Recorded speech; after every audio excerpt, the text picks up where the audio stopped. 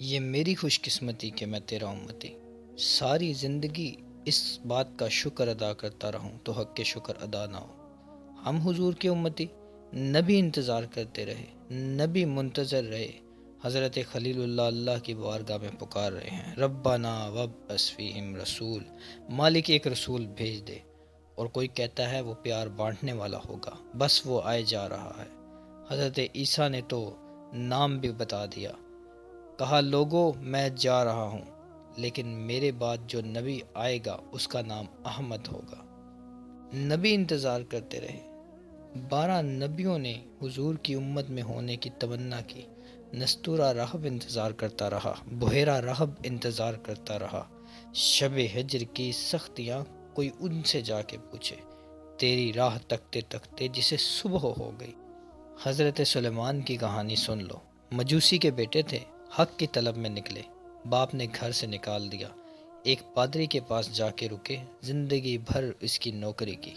جب اس کا آخری وقت آیا، اس نے کہا کہ میری تدفین کے بعد غموریا چلے جانا، وہاں کا پادری خدا رسیدہ ہے، تجھے اس سے کچھ مل جائے گا۔ تو کہتے ہیں کہ میں وہاں سے غموریا آ گیا، پھر اس پادری کی ساری زندگی خدمت کی۔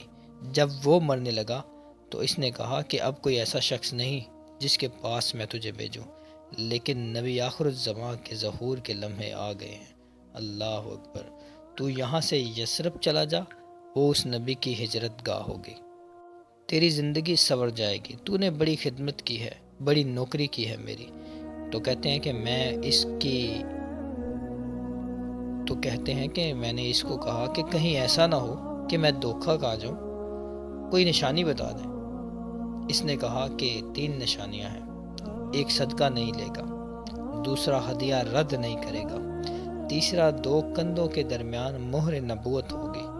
کہتے ہیں کہ میں نے اس کی تدفین کی اور یثرب کی جانب جاتے ہوئے ایک قافلے میں شامل ہو گیا۔ انہوں نے مجھے پکڑ کے اپنا غلام بنا لیا، لیکن میرے پہ مہربانی یہ کی کہ مجھے بیچا جا کے مدینے میں۔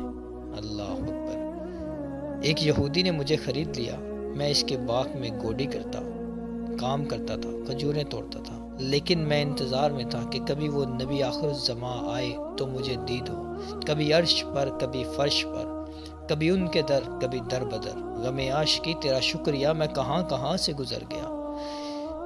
کہتے ہیں کہ ایک دن میں باغ میں کھجوریں توڑ رہا تھا کہ ہواؤں میں مستی پیدا ہو گئی، ہر سمت سے طلع البدر علینا کی صدائیں آنے لگی۔ میں سمجھ گیا وہ لمحے آ گئے ہیں، میں نے چھلانگ لگا دی اور دوڑ پڑا۔ میرے آقا نے سمجھا کہ شاید غلام بھاگ گیا، اس نے مجھے پکڑ لیا۔ میں نے اسے کہا مجھے جانے دے، میں واپس آؤں گا، میں نوکر تیرا ہی ہوں لیکن دل نوکر کسی اور کا ہے، میں بھاگوں گا نہیں، مجھے جانے دے۔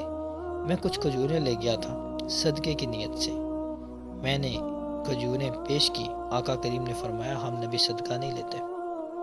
کہا کہ ایک نشانی پوری ہوئی۔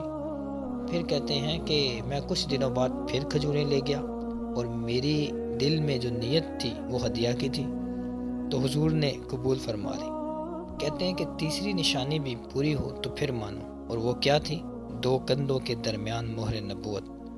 کہتے ہیں کہ ایک دن میں اپنے باغ میں کھجوریں توڑ رہا تھا تو آقا کریم صلی اللہ علیہ وسلم باغ میں تشریف لے آئے، اور آقا کریم نے اپنے مبارک کندھوں پر چادر اوڑھ رکھی تھی، اور چادر کی اوٹ میں مہر نبوت چھپی ہوئی تھی۔ میں پیچھے ہو کر دیکھتا اور میری آرزو یہ تھی کہ کوئی تیز ہوا کا جھونکا آئے اور چادر ہٹے اور میں مہر نبوت کی زیارت کروں۔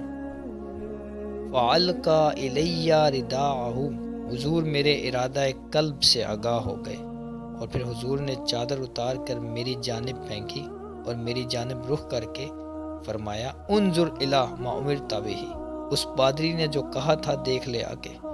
اللہ اکبر، تو کہا کہ میں نے دیکھا کہ حضور کے 2 کندھوں کے درمیان مہر نبوت ہے۔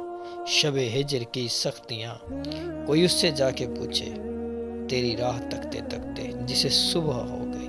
ہم نے تو کوئی انتظار نہیں کیا، ہم نے تو کوئی دکھ نہیں سہا، ہم تو سوئے تھے مقدر جاگ گئے، ہم تو حضور کی امت میں پیدا ہوئے، ہم نے آنکھ کھولی تو ہم حضور کے امتی بن کر آئے، اور یہ ہماری خوش قسمتی ہے۔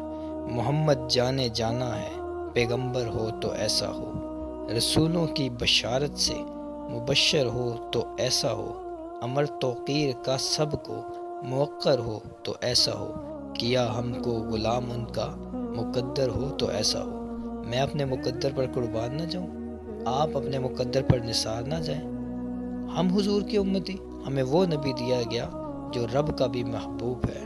اور اعظم چشتی بولے، اپنا معیار زمانے سے جدا رکھتے ہیں، ہم تو محبوب بھی محبوب خدا رکھتے ہیں۔